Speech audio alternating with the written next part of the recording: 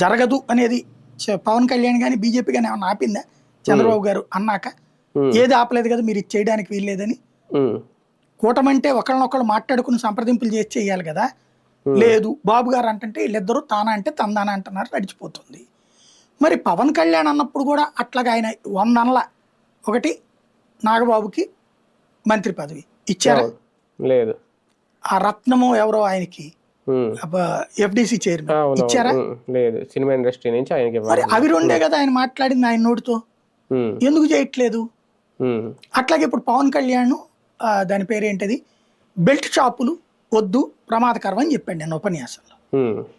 ఏది మొన్న స్టూడెంట్స్ మాట్లాడారు కదా మెగా పేరెంట్స్ టీచర్ మీటింగ్ లో. ఆ సందర్భంగా బెల్ట్ షాపులకు తను వ్యతిరేకం అని చెప్పాడు. ఆపేశారా? తీసేశారా?